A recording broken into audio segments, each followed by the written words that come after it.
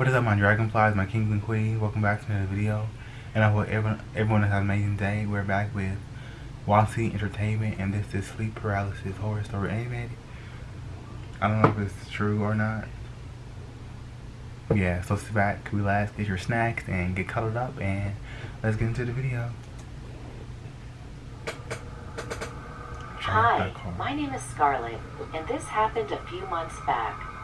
I'm 16, so after a normal day, I ended up going to bed as usual around 12 after studying.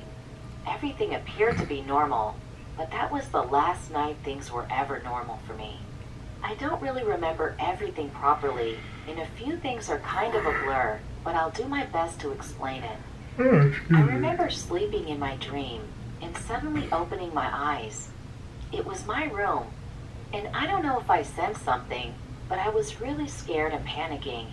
I was having a panic attack for sure. I'm used to waking up with panic attacks and run around the house. I was aware that I was getting a panic attack in my dream, but I was really scared of something in my room which I don't remember. It was quite unusual for the panic attacks I generally got. So I reached out to my phone, where it was near my head, every night and tried calling my parents who were sleeping in the room across from mine. I was shaking and thrashing and panicking and crying, and I wasn't able to breathe. But when I called them, they picked up.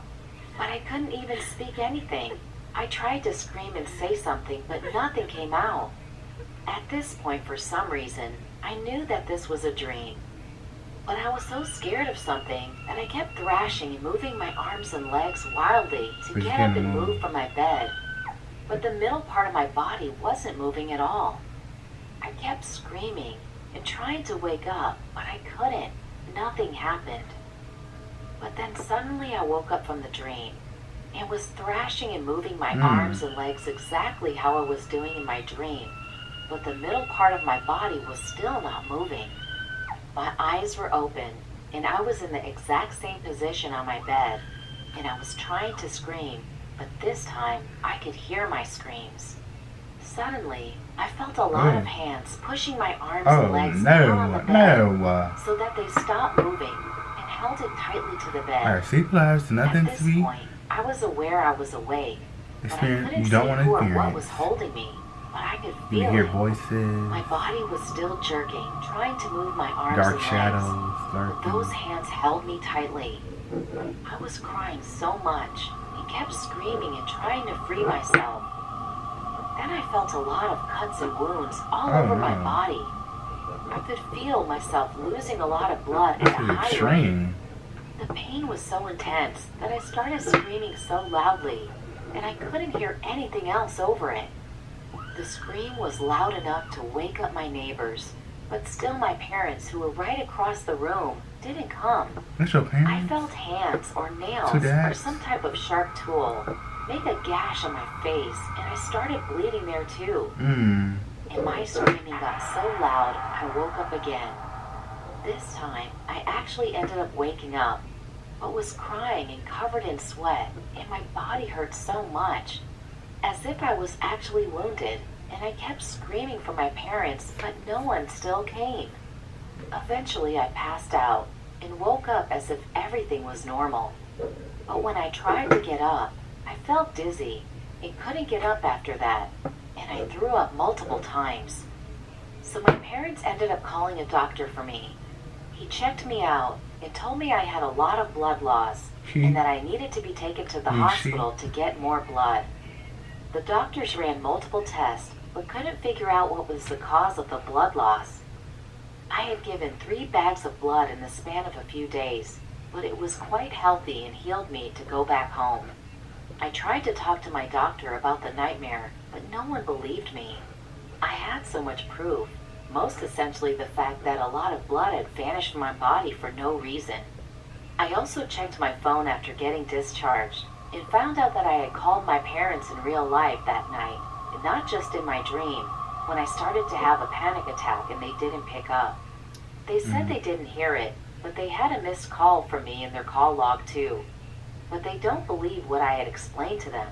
I don't know if everything from the start was actually happening, or just getting hurt in my nightmare actually ended up in losing blood in real life. I don't have any wounds or anything, which can prove the blood loss, and even my doctor doesn't know anything yet. But who and what took my blood and why? I haven't slept since that day, and now have insomnia.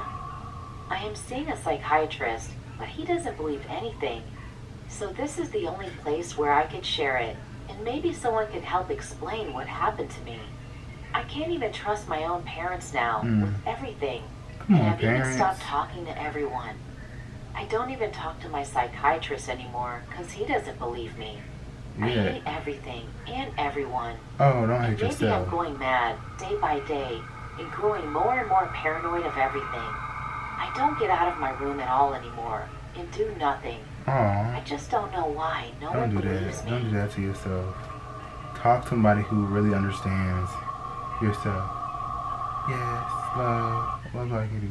But don't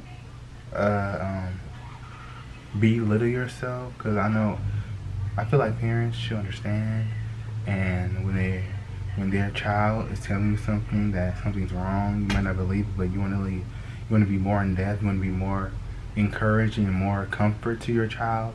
Oh, that wasn't real, but yeah, even if you don't believe it, you still want to like make sure your child's okay, make sure that what they're telling you, all the scratches, where would it come from? Because all you did was take a psychiatrist. The psychiatrist doesn't believe.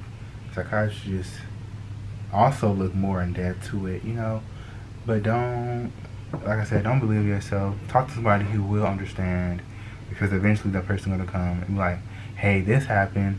This might not happen. So yeah, I know you'll come out here gracefully, and everything will be okay, as always. So yeah, sleep paralysis, disturbing sleep paralysis, horror story animated. Parents, at least be more comfort, and psychiatrists also too. Because if I was in this predicament, someone told me, I wouldn't like discourage them. Be like, oh, you're gonna be okay. Just try to breathe more. Try to just do what's best for you. Okay. So that was sleep paralysis. Hope you guys enjoyed that video. Be sure to like, comment, subscribe, all that wonderful stuff. And until next time, stay grateful, stay blessed. And until next time, you guys, deuces.